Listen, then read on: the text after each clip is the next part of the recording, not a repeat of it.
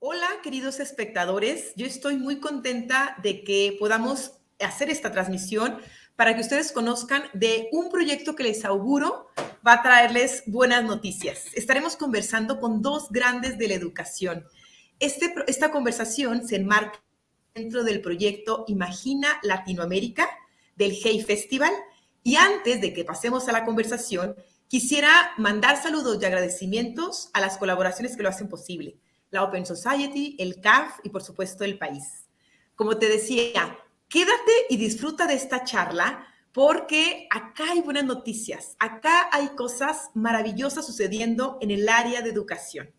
Déjame que te cuente con quién vamos a conversar hoy. Tenemos a Elisa Guerra.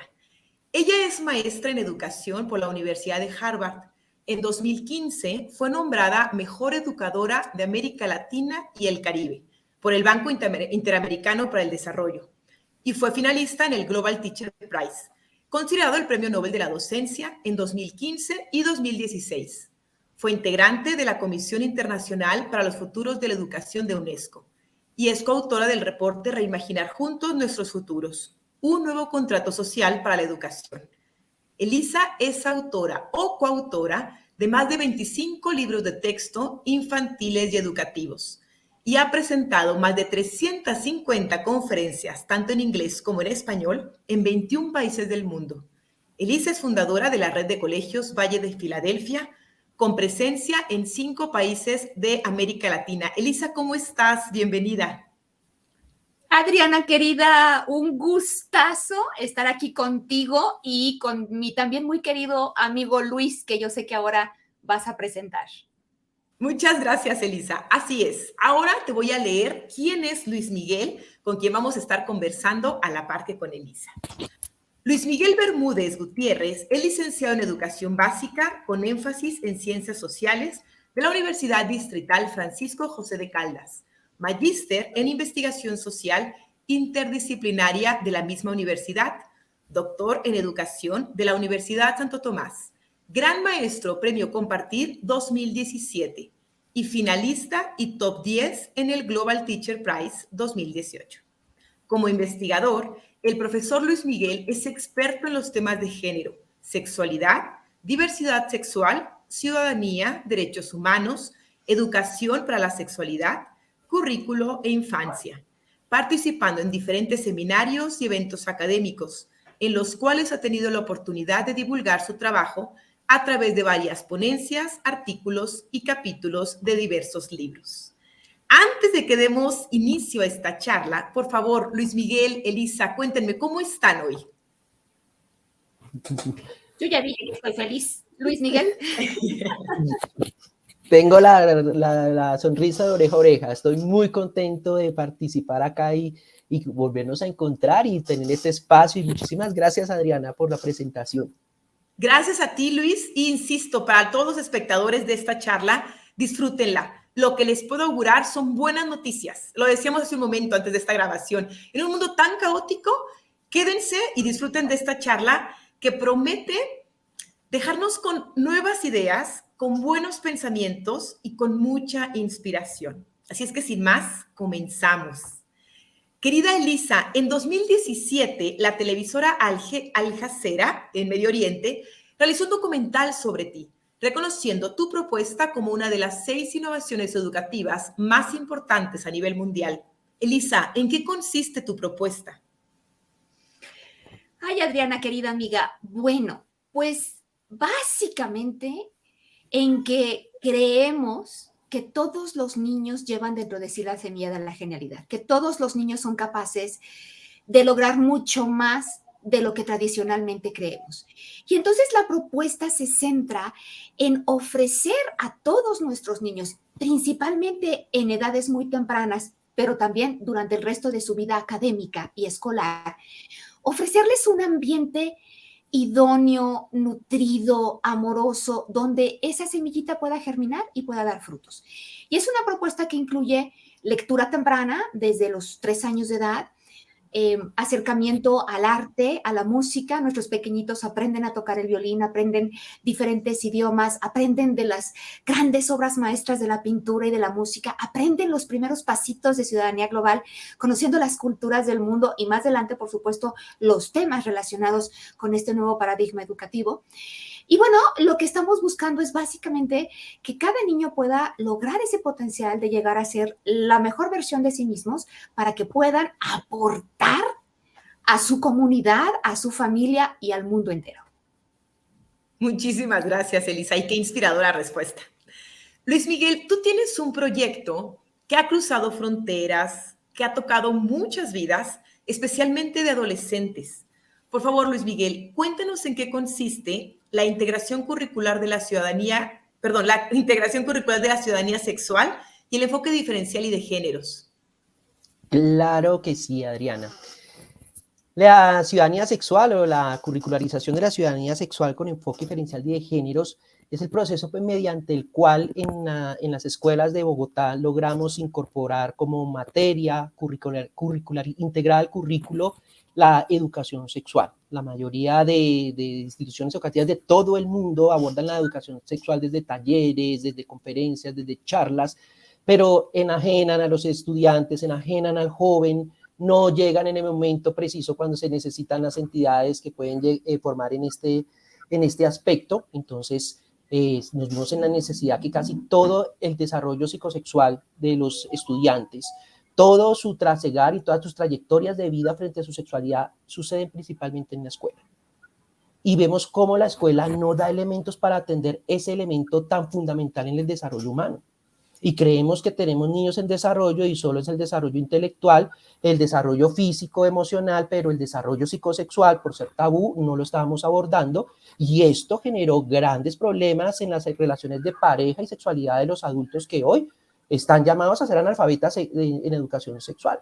Entonces, lo que buscamos con este proyecto fue que al integrarlo como materia obligatoria dentro del plan de estudio, igual que sociales, matemáticas, con 2 horas semanales obligatorias en el plan de estudios, logramos como institución educativa o como sector de educación abordar el desarrollo psicosexual de los estudiantes, hacer un acompañamiento, y con esto logramos hacer logramos aquí en Colombia reducir las tasas de maternidad y paternidad temprana, porque el eje principal, porque esto muchas veces me lo preguntan, educación sexual pues la han dado, y hay varios ejemplos en varias latitudes. ¿Cuál es la diferencia de este proyecto y de la cual podría decirse el éxito?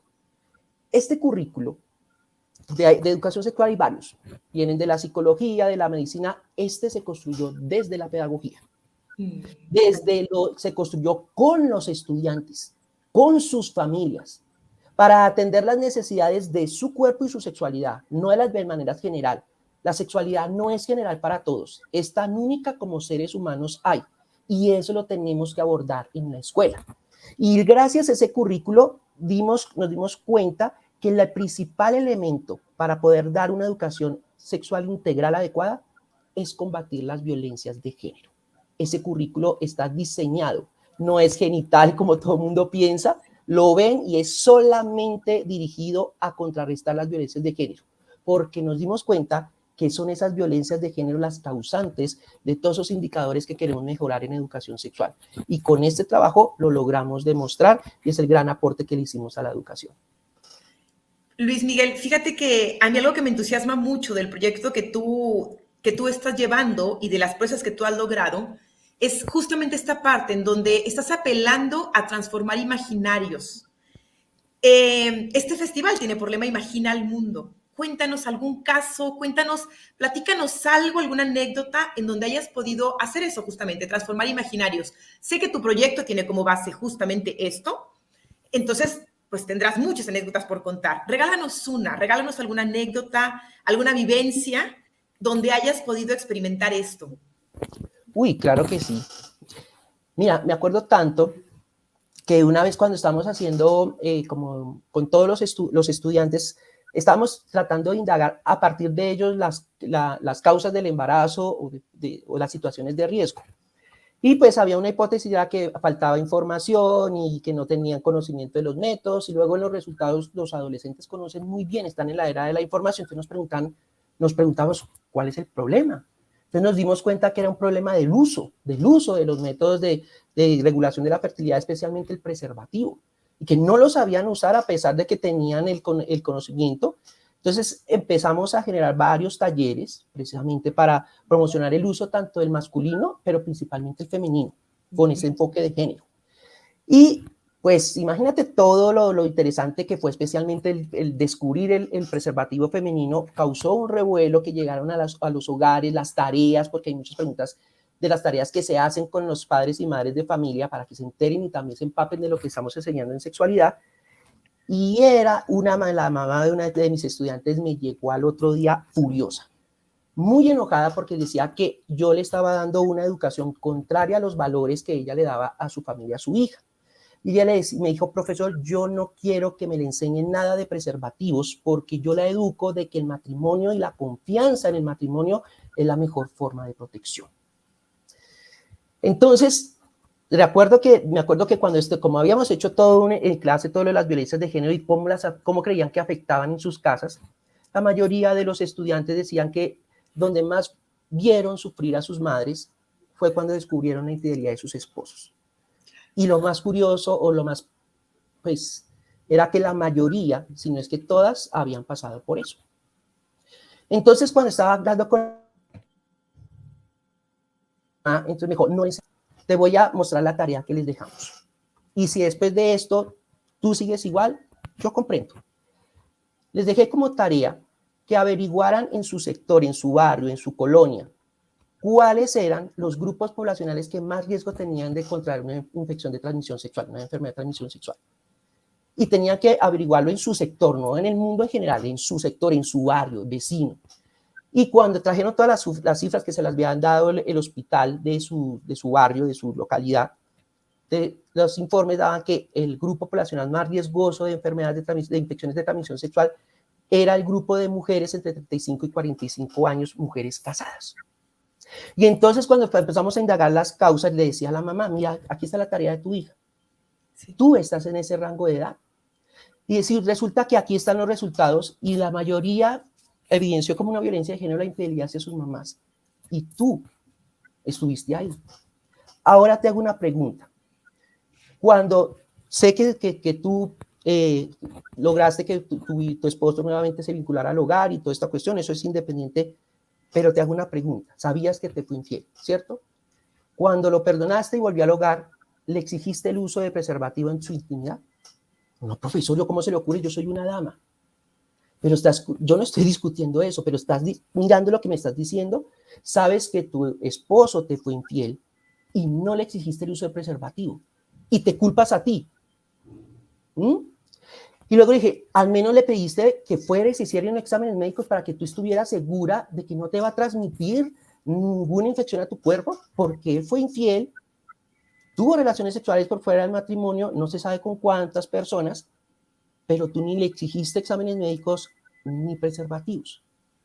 ¿Por qué? Porque en tu educación como mujer te enseñaron que una mujer que exige el cuidado de su cuerpo es una mujer con pocos principios, llamémoslo de esa manera.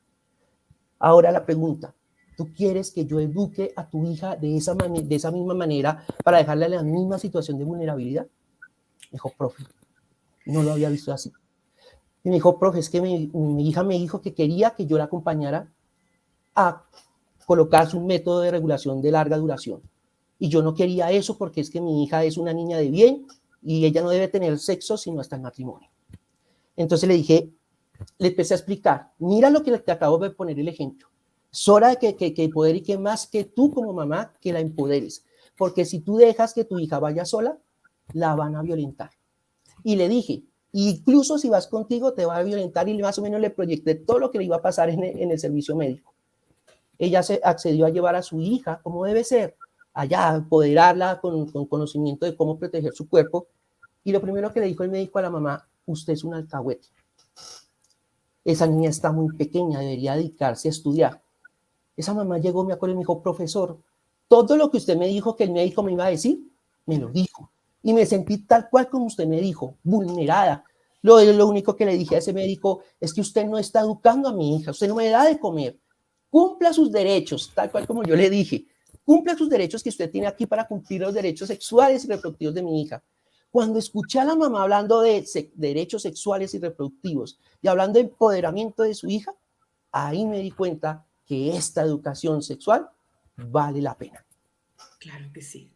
Y justo la frase que dijiste respecto a la mamá, no lo había visto así. Es ese cambiar o transformar los imaginarios. Importantísimo, Luis Miguel. Muchas, muchas gracias por tu respuesta. Querida Elisa, tengo una pregunta para ti. Desde la Comisión Internacional de los Futuros de la Educación de la UNESCO, de la que tú eres parte, se nos invita a hacernos 3 preguntas. ¿Cuáles de las cosas que estamos haciendo en educación el día de hoy deberíamos seguir haciendo? ¿Cuáles deberíamos dejar de hacer? ¿Y cuáles reinventar de manera creativa? A mí me gustaría proponerte que tú eligieras una de estas 3 y nos compartas tu opinión al respecto. Ándale, pues. Ok. Bueno, pues ya me diste cuerda, queridísima. Yo creo que voy a elegir la última de las preguntas. ¿Qué cosas deberíamos de reinventar de manera creativa? ¿No? Que es esta propuesta de UNESCO de estas 3 preguntas. Y yo creo que tenemos seriamente que repensar cómo y cuándo están aprendiendo a leer nuestros niños. Y este es un tema también controversial, y quizá no tan tabú como lo que nos estaba contando ahorita Luis Miguel, que me tenía a mí así como que anonadada. Pero también es un tema controversial, porque bueno, hemos venido enseñando a nuestros niños a leer de una misma manera tradicional desde hace cientos de años. Creemos que así se han hecho siempre las cosas y que por algo será. Pero la realidad es que ya desde antes de la pandemia teníamos una crisis del aprendizaje galopante. Fíjate, tanto UNESCO como el Banco Mundial, nuevamente, desde antes de la pandemia, ya habían identificado que la mitad, 1 de cada 2 de los niños de 10 años en el mundo no pueden leer y comprender un texto simple, de 10 años.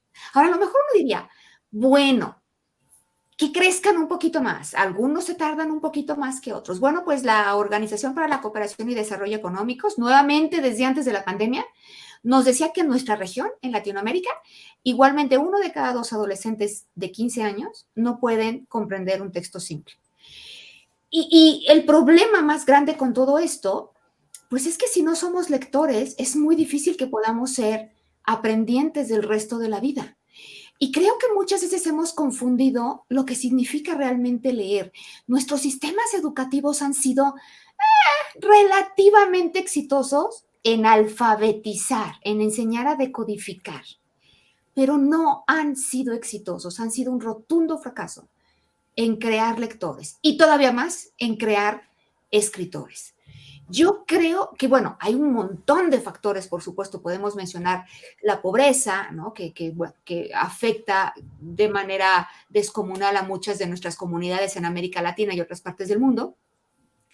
La inequidad y, bueno, ahora la pandemia, se espera que estas cifras suban no solo a 1 de cada 2, sino a 7 de cada 10, el 70%. Pero yo creo que no podemos dejar de pensar en la parte pedagógica. Tiene también que haber un componente pedagógico. Cuando les enseñamos a nuestros niños a leer de la manera tradicional, descontextualizamos el lenguaje, lo partimos en cachitos y hacemos que sea una experiencia para ellos completamente alejada de su naturaleza y de sus intereses, ¿no? Para ellos las letras no tienen significado por sí mismas, son abstracciones. Y eso de repetir las letras y hacer planas hasta que te duele la mano, pues yo creo que no puede haber una cosa para ellos más tediosa y cansada. Lo que nosotros hacemos es que comenzamos a enseñarles a los chiquitos desde muy temprana edad con tarjetas grandes, con palabras completas de lectura que les presentamos con duración, intensidad y frecuencia, con mucha alegría, con mucho entusiasmo en la voz, de manera que ellos prácticamente no se dan cuenta de que están aprendiendo a leer y aprenden así como aprenden a hablar, de una manera muy natural, muy sin presión. ¿Qué estamos buscando con esto? Bueno, si somos capaces de reconocer palabras por golpe de vista, o sea, la veo y la reconozco automáticamente, no la tengo que descifrar, Bueno, pues entonces con esa fluidez llego más rápido a la comprensión de la palabra. El tiempo que dedicamos a decodificar es tiempo que le robamos a comprender la lectura, ¿no? Entonces, bueno, yo repensaría seriamente cuándo y cómo están enseñando a nuestros niños, estamos enseñando a nuestros niños a leer. Porque a juzgar por los resultados, hay por lo menos algo que estamos haciendo muy mal. Totalmente de acuerdo. Ahora me gustaría en esta conversación ir a sus vidas y preguntarles algo. Vayamos tiempo atrás. Ustedes tomaron la decisión de seguir su vocación sobre la docencia y empezaron ahí. Pero hubo un momento, una anécdota, una experiencia que les hizo, creo yo, reconfigurar el camino. Algo debieron de haber visto o vivido que les hizo iniciar la trayectoria que han formado ahora. ¿Qué vieron? ¿Qué vivieron? ¿Qué hizo que su mente imaginara que otra realidad era posible? O algo que a lo mejor les conflictó tanto que después de una experiencia de mucho enojo dijeron, hagamos las cosas diferentes. ¿Pueden ubicar un momento en sus vidas que de su trayectoria docente, que tenían a lo mejor pues diferente proyección cuando empezaron a lo que están haciendo ahora? ¿Qué fue aquello que gatilló el hecho de que hoy se dediquen a lo que están haciendo? No sé quién quiere empezar. Tal vez Luis Miguel. Uy, aquí está formulando la pregunta y sí, lo que pasa es que en mi caso no fue tan agradable. Resulta que yo cuando entré al concurso para entrar a la educación pública acá en Colombia, que aquí se entra por concurso, lo pasé. Bueno, y visité mi colegio, que era un colegio público en un sector vulnerable de la ciudad. Llegué con mucho entusiasmo y de una vez me nombraron como director de grupo de un 700, o sea, un séptimo, niños de 12 a 14 años. La más grandecita tenía 15, que era la niña de extra edad. Y bueno, y yo era el director de grupo, el que se encarga de ese grupo en su convivencia y en su rendimiento académico. Y cuando me lo dieron, que fue a mitad de año que entré prácticamente, todos los demás colegas ya llegó el director de grupo y todas las quejas, está perdiendo el año, la mitad del curso, tiene problemas convivenciales y usted lo tiene que solucionar todo. Y en esa acción, dije, claro, están graves y tengo que hacer todo el proceso, pues me dediqué a hablar con ellos y a averiguar qué podía, las causas de las problemáticas que tenía el curso. Cuando las voy sistematizando y cuando voy escuchando, todas estaban atravesadas por violencia sexual. Y me acuerdo tanto que uno de mis compañeros cuando recién llegué al colegio me decía, tenga mucho cuidado con ese curso porque ahí hay prostitución. Qué pena. Y yo dije, no, yo creo que son exageraciones, esto es un colegio. Bueno, me acuerdo que tenía adelante, uno siempre como maestro pone a los estudiantes más pequeños con problemas de visión, y tenía 2 niñas, todavía parecían de primaria, unas con trencitas, los moñitos peinadas por su mamá, se hacían adelante con gafas, eran las que de pronto les hacían bullying de vez en cuando, porque como estaban adelante mío, era la que recordaba las tareas, eran niñas. Y me acuerdo que una vez pasó el fin de semana, me llegaron las 2 niñas, llamé a lista y había una que yo no reconocía, pero creí que era nueva. Cuando levanta la mano, claro, era mi estudiante de trencitas y en un fin de semana pasó de 12 a parecer de 16 años. Cuando dije, yo no estoy en contra de estos cambios, pero tan rápidos, hay algo que hay que indagar. E inmediatamente llamé, le dije, cité a la madre, padre de familia para que habláramos, porque podía haber algo ahí. Y al otro día, la niña no me vino a clase. Y como yo era el director de grupo, inmediatamente llamé y me contesta la hermanita pequeña. No, mira, yo soy el profesor de tu hermana, solo quiero que tu mamá, ¿dónde está? Tu papá, no, mi papá es ausente, mamá estaba trabajando, la niña pequeña estaba sola. Me dijo, quiero saber si tu hermana vino a colegio. Dijo, claro que sí, profesora, ya estuvo, ya se fue por la mañana. Pues dile a tu mamá que que la niña no está. Claro, cuando la niña llamó a la casa, la hermana le advirtió, llamó al profesor y ya mi mamá sabe que usted no fue a clase, la va a medio matar, la va a castigar por capar clase. La niña, que es la reflexión que yo hacía, ¿cómo es que la niña le sintió más miedo al castigo de la mamá que quedarse en la calle? O sea, ¿cómo es que entre el hogar y la calle ella hubiese sentido un espacio más seguro la calle que su propio hogar y que se haya quedado en la calle por el miedo a su mamá? Eso me pareció impresionante. Y ella cogió y para evitar el castigo de su mamá, prefirió quedarse por fuera. Y ahí fue cuando la compañerita, una de sus compañeritas de la más grande, le dijo, yo tengo quien le dé posada. Y abusaron sexualmente de mi niño. Claro, eso fue como, wow. Al otro día ella me llegó, porque yo llamé a la mamá, le dije, usted averigüe en su casa, yo averiguo aquí en el colegio, pero indagamos hasta encontrarla. Cuando ya supe que la niña llegó al colegio con el uniforme y me empezó a contar todo, como pero pasmada, ella misma tampoco sabía lo que le había ocurrido. Yo me acuerdo que yo le dije a la niña, no me cuente más, no quiero más. Y ahí fue cuando yo empecé a sentir una crisis. Luego salí al patio del colegio y habían todos los pasillos, cuando están en educación física, las niñas en embarazo, haciendo tareas en el pasillo. Me tocaba hacer acompañamiento en el descanso, me ponía en el departamento de orientación y una cola gigantesca que yo decía, pero ¿qué pasa acá? No, son todas las niñas embarazadas que vienen por el refuerzo del refrigerio escolar. Y yo decía, pero ¿qué está pasando? Tengo embarazos, me abusaron a mi niña. Y cuando ya averiguo, digo, ¿cómo pasó? No, profe, fue mi compañera que me había reclutado. La niña más grande de mi salón la tenían estos grupos delincuenciales para reclutar niñas pequeñas para el trabajo sexual. Imagina, yo me sentí, lo primero que me sentí fue como una actitud negativa hacia la niña más grande. ¿Cómo me hace esto? Y después veo, ¿qué está pasándome? Ella es una menor de edad y es una víctima igual que la compañerita. Y decía, ¿cómo voy a decir? Cuando luego veo a la mamá, yo hasta la conocía, era una mujer jovencita. Y ella apenas me miraba a los ojos, profesora, ayúdeme. Cuando me habían dicho es simplemente dígale. Yo fui a averiguar cómo la podía ayudar. Me dijeron, no, tiene que decirle que vaya a la fiscalía, que no lave el uniforme para recolectar pruebas de, yo, ¿cómo le voy a decir todo eso a la mamá?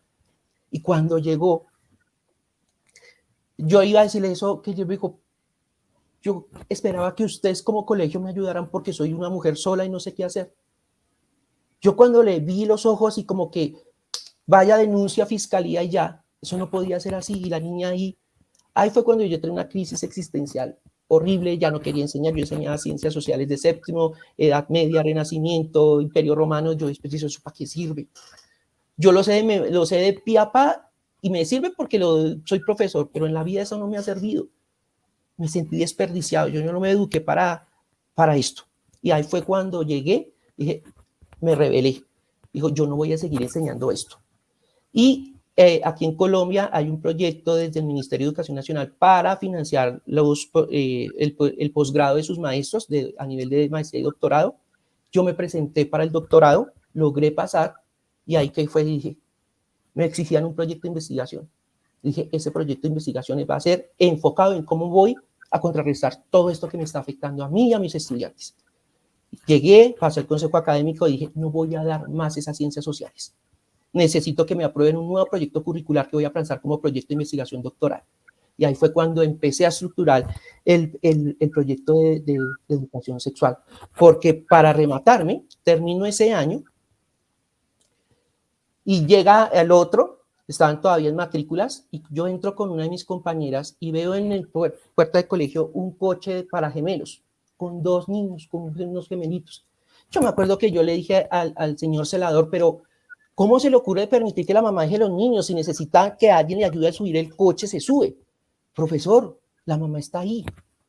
¿Pero dónde? Ahí están las niñas en la cancha. Ella es la mamá. Cuando yo le decía a la compañera, pero esta niña estaba en séptimo. O sea, tiene 12 años, ¿cómo va a ser mamá? Es un abuso. ¿Y cómo es que le dimos clase y nadie se enteró que estaba embarazada? Cuando llamó a la niña, me dijo, sí, es mi hija. ¿Y por qué no? No, profe, yo ocultaba mi embarazo el año pasado. Y yo, ¿cómo es que pasó? Todo es una institución. Con más veras, más tenía esta crisis existencial. Y Luego llega y los niños empiezan a llorar y todas las amiguitas llegaron, niñas de 12 años. Y entonces la niña ya está llorando, es que tiene hambre. Y las amiguitas le decían, deme el biberón, el tetero, y yo le quiero dar tetero. Y era ver cómo las niñas veían a ese niño como un juguete. Hasta que la niña le dijo, no, él no toma tetero, él toma pecho. Una niña de 12 años, ¿sí? Y entonces ¿qué pasó? ¿Quién es el papá? Un primo, abuso sexual, ocultado. ¿Cómo es que no nos enteramos que estabas embarazada en menor de 14 años? Y ahí fue cuando dije, no más. Y con el proyecto doctoral pasé todo por el consejo académico, lo aprobaron, comité de convivencia, y logramos que se estableciera la materia de educación sexual obligatoria en la institución. Y esto fue como lo que me permitió generar este proyecto que, en el fondo, ahorita que me escucho, fue un proyecto que en últimas también me sanó, porque esto que les digo fue como la punta del iceberg. Todo lo demás que me enteré me puso en una crisis existencial con la familia, que la familia era el espacio más violento de mis estudiantes, que no podía contar con las mamás y papás para ayudar porque ellos eran los violentadores. Uy, pero lograr este proyecto y cuando vi los resultados, yo creo que ya es lo que me permitió curarme de alguna manera y poder sobrellevar todo lo que hay negativo, esas historias de vida en el proyecto. Pero el proyecto creo que salva vidas, incluyendo la mía. Luis Miguel, no nos dejes así. Cuéntanos un poco entonces de estos resultados que tú has estado viendo. Cuéntanos un poco con todo el tiempo que tú tienes en este proyecto, ¿qué has visto que te da este aire esperanzador? ¿Alguna anécdota? Algo que, danos estos chispazos que te han robado a ti el aliento de decir, es que vamos, que vale la pena. Mira, nosotros teníamos el récord desafortunado de tener la cifra de embarazo más alto. Teníamos un promedio de 70 embarazos promedios en la institución de 5.150 estudiantes. En 4 años de implementar el proyecto y la curricularización, redujimos los embarazos a 0. Y no solo eso, el lugar donde está ubicado el colegio tenía los índices más altos de embarazo en Bogotá y de feminicidios, y los logramos disminuir, porque era el colegio, pero alrededor de mí hay otros, y los estudiantes se conectan todos con otros estudiantes. Y lo curioso es que cuando empezaron todas esas problemáticas del embarazo, del susto, los estudiantes de mi colegio le decían a sus compañeros de otros, pues vaya a hablar en el proyecto de educación sexual de su colegio que allá ayudan. Y los chicos de mi colegio creían que eso que estaban viviendo era general en toda la educación. Le decían a todos sus compañeritos de los colegios, váyanlo. No, acá no existe eso. Entonces les decía, pues vayan al mío. Y empezaron a entrar niños de otros colegios al mío, que se generó una alerta, porque pues, ¿qué venían a hacer acá? Entonces dijeron, todos queremos ir a participar en ese proyecto de educación sexual. Me tocó hablar con los orientadores de los otros colegios y lograr articularlo, pero algo se fue ampliando, y ese colegio se volvió el centro de atención, incluso de atención de problemas de pareja. Me pasó una vez, me llegó una niña, una estudiante, me dijo, profe, es que yo quiero que usted hable con mi novio, porque mi novio está en el otro colegio y él es machista. Antes yo creí que eso era amor, pero con toda esta educación yo sé que ya no me lo soporto y yo estoy ya pensando en terminar con él, pero quiero darle una oportunidad si él cambia cuando usted hable. Yo le hubiera dicho, no, pero hasta relaciones de pareja, después dijo, oiga, que un estudiante confíe más ahora en su profesor, que en eso hay que aprovecharlo. Dije, listo, hágale. Incluso abrimos la oficina de asesoría de parejas, pero eso permitió que nos convirtiéramos en el foco de toda la atención. O sea, los estudiantes, yo me acuerdo que el mayor logro, además de que redujimos a 0 el embarazo, fue que logramos quitarle a Google y a los amigos la educación sexual. Preferían ir al colegio a pedir información que en cualquier otro lado. Eso fue fabuloso. Sí, claro. Y además, cuando empezaron a llamarme varios medios de comunicación y universidades para exponer mi proyecto, pues tenía tanto tiempo ocupado que yo después decía, pero ¿para qué me quieren a mí? Llévense a los estudiantes, que son la prueba fehaciente de lo que hago. Y me acuerdo que llevaron un grupo de mis estudiantes de 10º y 11 a una universidad muy importante en Colombia sobre hablar de género. Oye, la sacaron del estadio. Me acuerdo que pues, los panelistas eran pues, personas mayores, todavía con ese sesgo de género. Entonces le decían a mis estudiantes que yo no soy machista, soy caballeroso, yo le doy flores a la mujer, la trato como una rosa. Y las niñas, pues eso es violencia, yo no necesito que me trates como una rosa ni una porcelana, porque las rosas y las porcelanas tú las encierras, ¿sí? Para que no les pase nada. Y yo no soy un objeto de valor para que tú me exhibas, yo quiero ser libre, ¿sí? Quiero vivir quiero vivir mis derechos. Entonces, eso, y ver cuando la sacaron, todos los estudiantes las aplaudieron porque pues mostraron muchísimo mayor conocimiento del tema del género que los mismos expertos que estaban a su alrededor. Oh, eso fue fabuloso. Y además que muchas de mis egresadas vuelven y me dicen, profe, yo fui la última mujer de mi familia que rompió con el círculo de la violencia. O sea, llegué con toda la educación y fue lo que lo frené. Lo frené. Y hoy todavía tengo un grupo de WhatsApp con egresados que participan activamente en los proyectos, especialmente para lo del abuso sexual. Tenemos un grupo de todo el proyecto cuando empezamos con el 10º y 11, logramos descubrir muchos abusos sexuales que ellos no habían denunciado porque no había cómo. Y logramos un proyecto de sobrevivientes y que consistió en que los más grandes, que eran sobrevivientes de víctima de abuso sexual, los empecé a que me acompañaran en mis talleres de prevención de abuso con los más pequeños, porque ellos me dijeron, no estamos curados, pero tenemos un ojo para determinar lo que a mí me pasó en otros niños. Y ese grupo de sobrevivientes, a cada taller de primaria que yo iba, al final me decían, profe, él, ella, tata, están en situación de riesgo. Tata, fijo y hecho, estaban en situación de riesgo de abuso sexual. Y al final me acuerdo que los estudiantes me decían, porque una decía, ahora sí me río con sinceridad, porque antes me reía para que no me dijeran, porque está triste. Y entonces me dijo, ¿y ahora por qué sí estás riendo de verdad?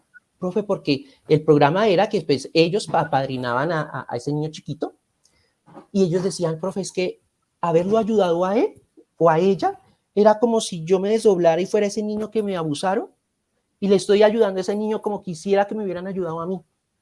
Y mientras que estoy ayudando a este niño, me estoy curando. Y ese dolor que sentía ya se me está quitando cada vez que ayudo a estos niños. Si no fuera por estos resultados, yo creo que yo ya hubiera renunciado a este proyecto hace mucho tiempo, porque causa mucho mella en tus sentimientos y en tu afectividad, pero cuando ves los resultados reales y cómo salvan vidas, vale la pena. Ya lo creo, querido Luis Miguel. Yo te dije, espectador de esta conversación, que iba a haber buenas noticias, porque lo que acabas de compartirnos, Luis Miguel, es un trabajo de hace 4 años para acá. Pero entonces uno piensa, la trascendencia que va a tener eso. Más adelante en esta conversación quiero preguntarles sobre cómo un maestro o una persona que esté interesada en unirse a sus proyectos puede replicarlo. Por ahí supe que te buscaron del norte de México. Nos va a interesar mucho que nos compartas también información para, desde las localidades en donde están escuchándonos en toda América Latina, que sientan a la mejor sintonía con tu proyecto, pues puedan llevárselo. Querida Elisa, cuéntanos aquella anécdota que seguramente a lo mejor fue muy frustrante también, pero que te hizo decir, hagamos las cosas diferentes. ¿Qué fue, Elisa? Ay, ay, ay, ay, ay. Primero déjenme decir que estoy impactada por la historia de Luis Miguel, aunque ya la conocía porque tenemos años siendo amigos, compañeros del Global Teacher Prize. Y tú me ayudaste a exponer en Dubái, ¿te acuerdas? Sí, sí, sí, sí, sí es cierto, sí es cierto, como traductora. Sí, en Dubái es cierto. Bueno, o sea, yo he admirado tu trabajo desde hace mucho tiempo, Luismi, y ahorita, aunque ya lo conocía, te juro que me daban ganas de llorar. O sea, literalmente. Y ahorita que dice Adriana que ya te buscaron del norte de México, pues era justo lo que yo te iba a decir, te necesitamos acá en México, porque aquí también, tristemente en mi país, estos problemas que tú estás mencionando, pues son el pan de todos los días, los feminicidios, la violencia de género. Mira, no le sigo porque me pongo a llorar y bueno, no es el caso. Tú ya nos platicaste muy elocuentemente de la historia. Mi historia, Adriana querida, pues es mucho más modesta. Y tengo que decir que por lo menos al principio no empezó con esa preocupación social como la que nos maneja Luismi.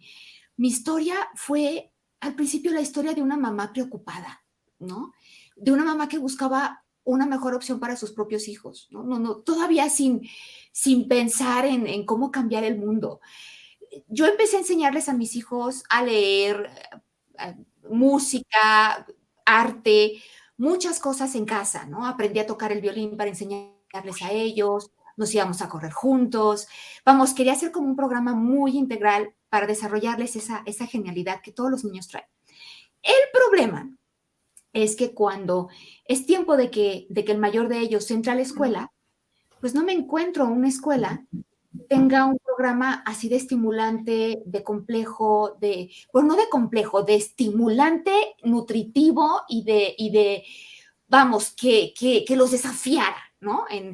Para crecer.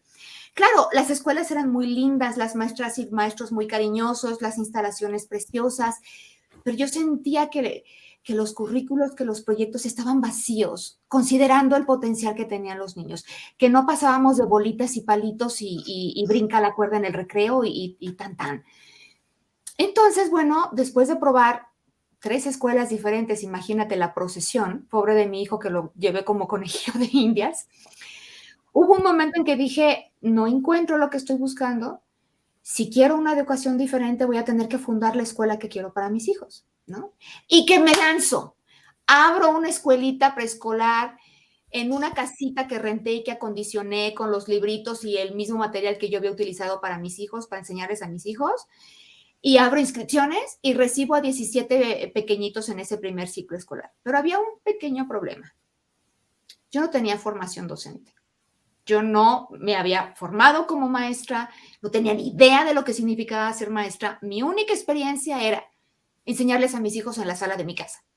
Y muy ingenuamente yo pensé, ay, bueno, pues qué tan difícil puede ser.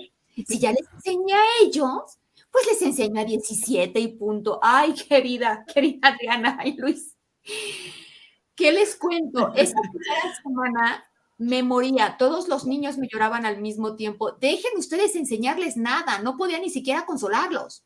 Me faltaban brazos, me faltaba vida, ¿no? Yo cerraba la puerta cuando entregaba al último chiquito con el último papá de cada día y yo me sentaba a llorar. Y ese primer fin de semana dije, yo no puedo seguir esto, soy un fraude. Yo no sirvo para maestra. Yo tengo que regresar a la sala de mi casa con mis hijos y olvidarme de esta locura que se me ocurrió algún día ser maestra, ¿no? Pero el problema era que yo ya tenía una casita comprometida y rentada por 1 año. 2 personas que me ayudaban, pues que ya estaban comprometidas con trabajo conmigo. Y sobre todo, 17 niños y sus familias que habían confiado en la escuela, que yo no podía llegar y decirles, pues fíjense que ya me arrepentí y pues vamos a cerrar la escuelita, ¿no? Entonces dije, ok, apechúgale, Lisa, aguanta 1 año, completa este ciclo escolar y después de este año, sobrevívele como puedas, ya te regresas a tu casita con tus hijitos. Y bueno, eso fue hace más de 20 años y aquí sigo. La casita. No cerré la escuela. Pero aprendí, ¿sabes? Que además de que el mundo ha subestimado el potencial de los niños pequeños, yo personalmente, y creo que también el mundo, ha subestimado el trabajo y lo que significa ser docente, ¿no? Yo creo que los docentes, caray, me quito el sombrero. Soy docente ahora y lo digo con mucho orgullo porque me gané a sangre, sudor y lágrimas el privilegio de poder ser docente. Ya, ahora sí, ya tengo estudios, ya me preparé, ya me titulé, ya hice maestrías, ¿no? Pero pues me convertí en maestra por accidente y fue un caminito largo y tortuoso. Entonces, bueno, pues esa es mi muy modesta historia comparada con la de Luis Miguel, sin grandes heroísmos. Empezó simplemente para buscar una mejor respuesta para mis hijos. De ahí, pues, ha ido creciendo. Hay más escuelas en otros lugares, en otras ciudades. Creció también a una propuesta metodológica, Método Filadelfia, con libros para niños. Y principalmente, que esto es algo que me llena de mucha felicidad, con programas de estimulación temprana, de desarrollo del lenguaje y de lectura temprana para niños en situación vulnerable. Niños que ya normalmente llegarían a la escuela ya con un rezago muy grande, simple y sencillamente por haber tenido la mala suerte de nacer en un entorno de pocas oportunidades, ¿no? Entonces, bueno, pues por ahí va la situación, querida. Muchas gracias, querida Elisa. Si yo soy o un maestro o un estudiante de educación o simplemente una persona que al haberlos escuchado en esta conversación, digo, me han inspirado, ¿qué puedo hacer? Sé que esta conversación llega especialmente para la región de América Latina, en donde las problemáticas son bastante similares. ¿Qué podría hacer alguien, alguno de nuestros espectadores, para decir dónde contacto a Elisa y dónde me sigo informando de todo lo que va a pasar con el documento de la UNESCO que acaba de salir? ¿Dónde puedo buscar a Luis Miguel y ver cómo su proyecto se replica en mi escuela o en mi comunidad? Si nos pueden regalar redes sociales, forma de estar en contacto. Ya nos inspiraron. ¿Ahora qué sigue? A ver, Luismi, ¿tú o yo? Bueno, pues mira, precisamente en mi caso, pues por la naturaleza del proyecto y del tema de educación sexual en niños y adolescentes, eso siempre te ponen en el ojo del huracán, la vigilancia, el control, y resulta que tú te sientes muy solo a veces, porque muchos dicen, al menos aquí en Colombia, yo no me meto en la educación sexual para evitar todos esos problemas. Y pues resulta que no soy el único, hay otras maestras y maestros que han intentado en otras partes del país hacerlo, pero estamos solos. Entonces nos dimos cuenta que el siguiente paso que tenemos que hacer es unirnos en red. Y generamos una red de maestros y maestras que enseñamos educación sexual integral con enfoque de género, que se llama la Red de Maestros Divergente. Entonces, Perdón, ustedes Luis pueden... Miguel, ¿así los buscamos en redes sociales? Sí, ya tienen ahí, ustedes pueden buscar por la página, por Facebook, Red de Maestros y Maestras Divergente, Divergentes, y perfecto. ahí ya vemos casi que 40 maestros y maestras de toda la región de Colombia que estamos trabajando la educación integral para la sexualidad.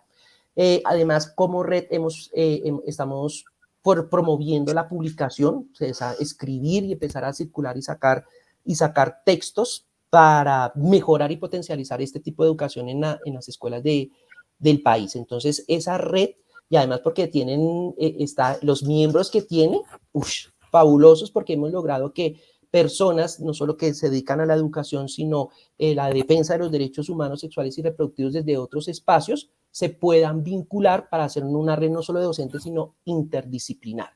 Esta red de docentes ya tiene incidencia en la Mesa Nacional de Colombia para la Educación Sexual Integral, donde tienen silla las principales instituciones del país que trabajan el tema, y esta red está representada en esa mesa, y además es una red consultiva para los proyectos que el Congreso o los consejos municipales cuando quieren hacer unos proyectos de educación sexual. Entonces esta red les sirve como de parte de asesorarlos para que efectivamente cumpla con todos los parámetros. Entonces, si se quieren vincular, estamos abiertos. Para el que se quiera vincular, no tienen que ser necesariamente de Bogotá o Colombia, sino también de otros países de la región. De hecho, creo que ya tenemos personas de otras latitudes. Entonces, por el lado, esa red. Pero también me pueden encontrar por las redes sociales. Es como, me encuentran como Luismi con J, o sea, como Luismi, pero le quitas la S y le pones una J. Luismi, entonces, @Luismi Bermúdez es mi Twitter. Luismi Bermúdez, ahí también me encuentran en Facebook, como en Instagram y en Twitter como @ Luismi Bermúdez. Y en Facebook como Luis Miguel Bermúdez. Muchísimas gracias, Luis Miguel. Elisa, ¿cómo te encontramos? Está muy fácil. Es @ElisaGuerraCruz en cualquiera de los medios sociales. Twitter, Instagram, Facebook y YouTube. En mi canal de YouTube tengo un montón de videitos que hablan sobre Método Filadelfia y sobre esto que estuvimos platicando el día de hoy. Y en mi página web, elisaguerra.info, si se van ustedes a Método Filadelfia, cómo empezar, vienen también unos pasitos de qué libros puedes empezar a leer, qué artículos puedes empezar a leer. Tengo un blog también en elisaguerra.net. Y ahí, pues realmente, si le navegas un ratito, encuentras un montón de información completamente abierta. Y en cuanto al reporte de UNESCO, puedes googlear los futuros de la educación, UNESCO Futuros de la Educación, y ahí puedes descargar de manera gratuita en español el reporte del cual fui coautora junto con la Comisión Internacional, Reimaginar Juntos Nuestros Futuros, un nuevo contrato social para la educación. Y ya está. Muchas gracias, Elisa. Muchas gracias, Luis Miguel, por haber sido parte de estas conversaciones Imagina Latinoamérica. Muchas gracias también por el apoyo a Open Society Foundation, a CAF y a El País. Y gracias a ti, querido espectador, por habernos acompañado. Y esperamos que hayas imaginado el mundo de una forma diferente con el testimonio y la plática con Luis Miguel y Elisa. Muchas gracias y seguimos en contacto. Gracias a todos. Bye. Hasta luego a todas y todos. Chao. Gracias.